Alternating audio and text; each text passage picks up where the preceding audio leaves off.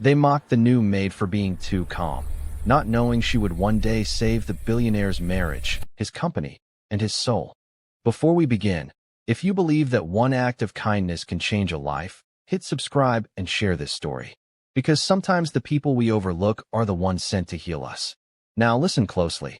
The Cole mansion stood like a marble fortress on the hills of Asakoro, Abuja, a structure of light, glass, and secrets.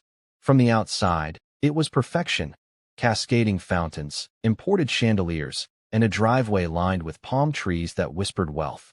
But inside, it was a war zone dressed in luxury. 9 maids had entered through its gold gates in just 6 months. None had lasted long. Then came Naomi Bassi. At 28, she was not the kind of maid anyone expected. She wasn't desperate or loud. Her dark skin glowed with quiet confidence. Her eyes, tired yet alive, carried the weight of something deeper, the will to save her daughter, Eliana, from a failing heart. Naomi's world had collapsed 2 years earlier when her husband abandoned them after Eliana's diagnosis. Since then, she had scrubbed office floors, washed hotel linens, and sold secondhand clothes just to afford her child's medication. But as bills grew, hope thinned. When a cleaning agency called about a job with one of Abuja's richest families, Naomi said yes before hearing the salary. On her first day, the gate opened slowly, revealing the mansion that looked more like a museum than a home. She clutched her small bag and whispered a prayer. "God, help me last here." Inside, Madame Vanessa Cole, 35, floated down the staircase in a silk robe and diamond anklet. Beautiful, stylish, and dangerously proud, she examined Naomi like she was inspecting furniture. "You're number 10, Vanessa said flatly. "Let's see how long you'll last." From that moment, Naomi learned what the others couldn't bear. Vanessa's cruelty wasn't random, it was precise. She insulted everything Naomi did. The way she cleaned, the way she walked, the way she smiled too gently at her husband. By the 3rd day, Vanessa had already found reasons to call her useless. When Naomi ironed a dress too perfectly, Vanessa accused her of showing off. When Naomi made breakfast quietly, Vanessa complained it was too quiet to be normal. The billionaire husband, Mr. Adrian Cole, watched from the edges of his empire. At 41, Adrian was a man molded by success, CEO of Cole Tech Systems, a company that had transformed Abuja's skyline with smart home designs and energy software. Yet, behind his clean suits and polite silence, he carried exhaustion, the loneliness of a man who had built everything except peace. Adrian hardly spoke to the staff, but Naomi caught his gaze once while dusting the piano. Their eyes met briefly, and he nodded, just a small gesture of respect. But even that didn't go unnoticed. That evening, Vanessa stormed into the kitchen, her voice sharp as broken glass. "Did you smile at my husband?" she barked. Naomi froze, clutching a towel. "Ma, don't mom me. I saw the way you looked at him. Don't forget your place." Naomi lowered her gaze and whispered, "I'm sorry, Ma." But she wasn't sorry for being kind, only for living in a house where kindness looked like a threat. Days turned into weeks. Naomi woke before dawn, cleaned the marble floors until they shone like mirrors, and sent quiet prayers toward the hospital every noon, hoping her daughter would make it one more day. At night, she'd sit by the servants' quarters window, looking out at the city lights, whispering softly, "Eliana, Mommy's working for your tomorrow." The mansion had a way of testing spirits. Most maids broke after the first insult, but Naomi endured. Every cruel word bounced off her heart like rain on stone. She answered rage with restraint, arrogance with grace, not because she was weak, but because she couldn't afford anger. Her strength began to unsettle Vanessa.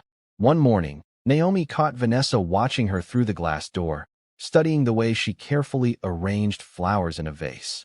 The billionaire's wife turned away quickly, confused by her own curiosity. Why wasn't this one crying? Why wasn't she complaining? Why wasn't she leaving? Later that week, while Naomi was polishing the staircase rail, Vanessa's heel snapped on the top step. Without thinking, Naomi dropped the cloth and caught her mid-fall. For 2 seconds, Vanessa clung to her maid's arms, wide-eyed and breathless. "Are you okay, ma'am?" Naomi asked softly. Vanessa pulled back as if burned. "Don't touch me," she snapped, then walked away trembling, more shaken by the maid's strength than the near fall. That night, Vanessa poured herself a glass of wine and stared at her reflection in the mirror. Her hands trembled slightly. She didn't understand this woman. Naomi's quietness wasn't fear. It was power, a kind of peace that mocked her own restless heart. Meanwhile, in another wing of the mansion, Adrian found himself asking the chef casually, "That new maid, how long has she been here?" 2 weeks, sir." "Still here?" "Yes, sir. Works hard. Never complains." Adrian nodded slowly. Interesting. From that moment, Naomi's name began appearing in small conversations, between husband and wife, between the other staff, even among Vanessa's friends who joked, "Let's see how long this one lasts." But Naomi wasn't leaving. Not until her daughter's surgery was paid for. On her 15th day, she received a call from the hospital during lunch. Eliana's condition had worsened. The surgery had to be scheduled immediately, or it might be too late. Naomi's hands shook as she held the phone, eyes wet. That evening, she approached Vanessa after dinner, voice trembling. "Ma, please. I need my advance pay. My daughter." Vanessa cut her off. "Do I look like a charity? You think every sob story will work here?" Naomi swallowed her tears, nodded silently, and walked away. What no one saw that night was Adrian standing in the corridor, having overheard the entire plea. He didn't say a word, but something shifted in him, the first crack in the marble of his heart. The next morning, Naomi found a brown envelope under her pillow. Inside was her month's salary in cash, and a note that read simply, "For your daughter. Keep working hard. AC." She froze, staring at the initials. For the first time in years, tears rolled down her cheeks, not from pain, but from unexpected kindness in a house that had none. Outside, the sun rose over the marble estate, touching its cold walls with gold. Naomi whispered a prayer of gratitude and went back to cleaning. But little did she know that one anonymous act of mercy would ignite a chain of events that would transform the Coles mansion forever. The brown envelope changed everything, not because of the money, but because of what it meant. For the first time since Naomi entered that mansion, someone had seen her. Someone cared. She didn't know it was Adrian Cole, the billionaire himself, who had quietly watched her perseverance from behind glass doors and late-night corridors. What Naomi didn't know was that he had been sleeping in his study for weeks, avoiding his wife's endless accusations, her prideful outbursts, and the suffocating silence that filled the house like perfume gone stale. That morning, Adrian saw Naomi polishing the grand piano again, the same one his mother once played before fame and money drowned music in the family. She was humming something soft, something ancient, and for a brief second, the house didn't feel like a prison. Meanwhile, Vanessa stood upstairs, leaning on the glass balcony, watching her husband's gaze linger. Jealousy burned hotter than shame. She clenched her jaw, turned sharply, and called her friend on speaker. "She's different, Vanessa," her friend said. "Maybe she's not after him." "That's what they all said before they tried," Vanessa hissed. "I'll find her weakness." Her weakness turned out to be the very thing that made Naomi strong, her daughter. 2 days later, Vanessa demanded Naomi's phone for inspection. When she found Eliana's medical text updates, she smiled coldly. "So, that's what this is about. You're working here for pity money." Naomi stood frozen. "Ma, please, that's private."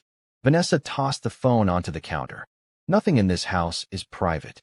But that night, something unusual happened. While Naomi cleaned the hallway, she saw Vanessa standing alone by the pool, barefoot, wine glass trembling, tears mixing with the reflection of city lights. Naomi paused, torn between duty and compassion, then quietly placed a clean towel beside her. "You'll catch a cold, ma'am," Naomi said softly and walked away. Vanessa didn't speak.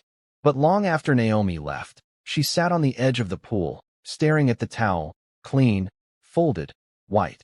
The first gesture of care she had received in years. For the first time, she wondered if her cruelty had been nothing more than armor. Days passed.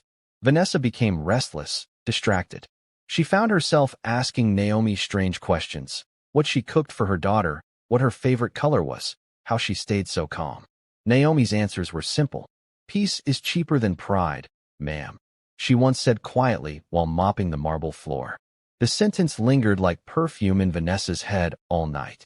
Meanwhile, Adrian's curiosity deepened. He noticed the subtle changes in his wife. Fewer insults, quieter breakfasts, a softness that peeked through her usual pride.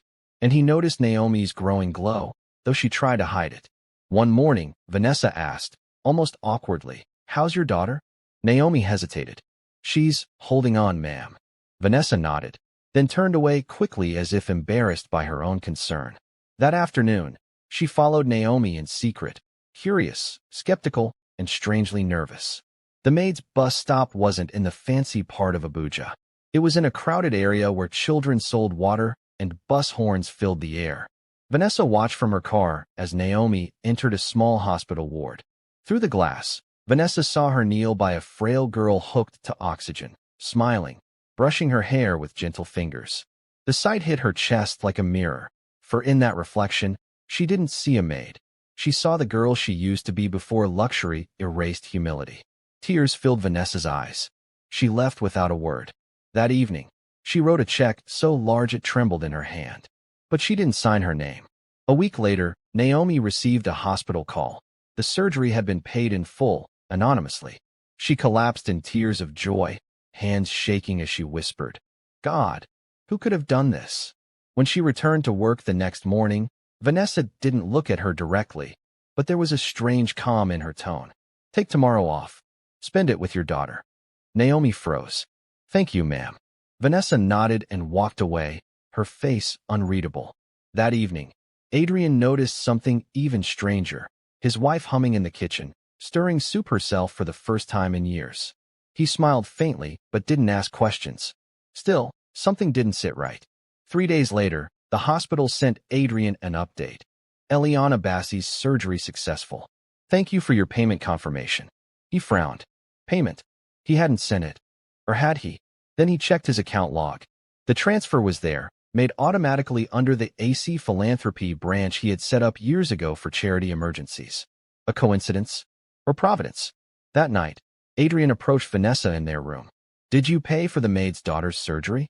Vanessa blinked, caught off guard. "How do you know about that?" "I got an alert.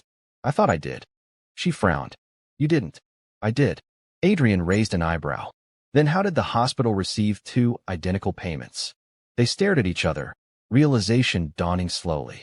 Both had acted out of compassion, separately, secretly, for the same woman they once ignored. Naomi, without knowing it, had awakened empathy in them both. For a moment, the room went silent. Then Vanessa exhaled shakily. "I wanted to help her. She reminded me of me." Adrian smiled softly. "Then maybe she reminded us of what we lost." Downstairs, Naomi was lighting a small candle by the kitchen window, whispering gratitude for blessings she couldn't explain. Upstairs, a billionaire couple held hands for the first time in months. Outside, Abuja's skyline shimmered with light, but for the first time, warmth filled the Cole mansion, the kind of warmth that no chandelier could ever produce. Naomi didn't know it yet, but she was no longer just a maid.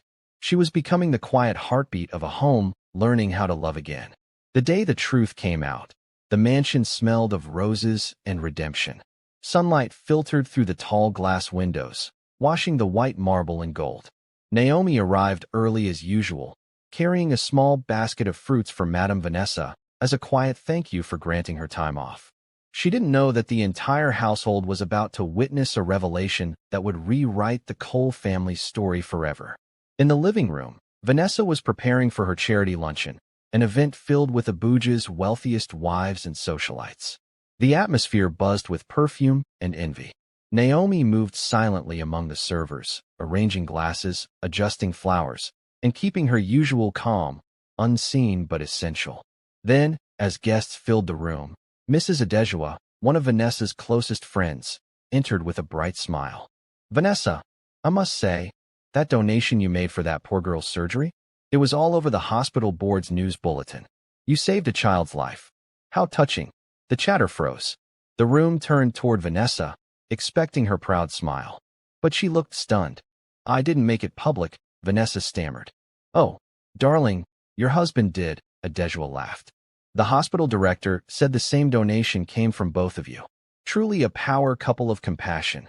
Gasps, murmurs, then laughter, the awkward, social kind that fills the air when truth meets pride. Vanessa's heart raced. She turned slowly toward Adrian, who stood near the bar, silent, watching. He gave a small, knowing nod. In that moment, realization dawned not just on her, but on everyone watching. The proud, sharp-tongued billionaire's wife and her silent husband had both done something selfless for the same reason. And at the center of it all stood the maid they once ignored. Vanessa's throat tightened. Her eyes searched for Naomi, who was standing near the corner, head lowered, confused by the attention. "Naomi," Vanessa said quietly. "Come here." The guests turned. Naomi hesitated but obeyed. Her hands trembled slightly as she walked toward her employer, unsure what awaited her.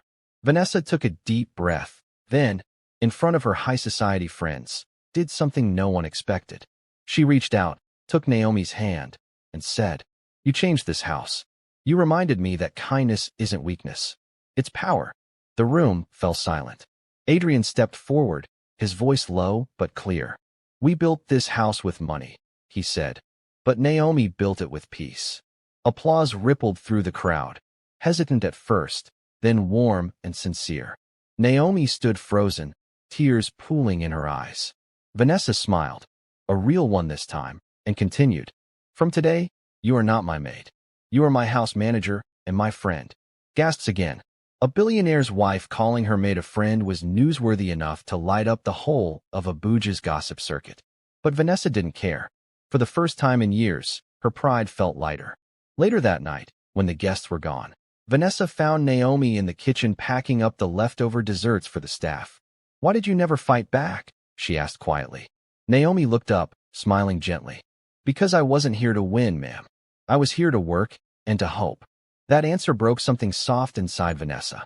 She stepped closer and whispered, "When I was your age, I was a maid too. The woman I worked for made me feel small. I swore I'd never be treated that way again. But somewhere along the line, I became her." Naomi's eyes filled with compassion. "We all forget who we were sometimes, ma'am. But it's never too late to remember." Upstairs, Adrian watched from the balcony, a smile tugging at his lips. The house felt alive again. He could hear laughter in the staff quarters, light music playing from the kitchen, and his wife's soft tone echoing warmth instead of rage. In that moment, Adrian realized that Naomi hadn't just saved their maid crisis, she had saved their marriage. A week later, the Coles threw a small party, not for their wealth, not for business, but for Eliana's recovery. The little girl walked into the mansion in her hospital gown, holding Naomi's hand, her face glowing like morning sunshine. Vanessa knelt to her level. "You're a brave girl," she whispered. "Your mother is a miracle." Eliana giggled shyly. "Mommy said God sent you too." Tears rolled down Vanessa's cheeks. She hugged the child, and for the first time, Naomi joined her, no longer as a maid, but as part of the family story. Adrian raised a glass. "To the woman who reminded us what real wealth looks like," he said. "Naomi Bassi, the heart behind our golden gates." The staff cheered. Even the chandeliers seemed to glow brighter that evening.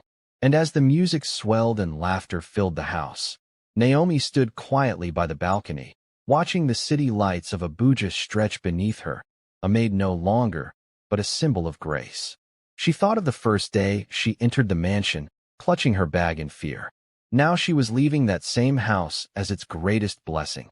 Proof that humility can conquer pride, that compassion can melt stone, and that even the coldest hearts can learn to love again. True wealth isn't found in marble floors or diamond walls. It lives in hearts that forgive, hands that help, and voices that speak peace instead of pride. Naomi entered that mansion with nothing but faith, and left it with something money could never buy: healing. If this story touched your heart, like, subscribe, and share it with someone who still believes love is stronger than wealth. This is Elmerem Stories, where power humbles itself, pride learns to love, and the smallest act of kindness changes everything. Don't forget to go see the next video.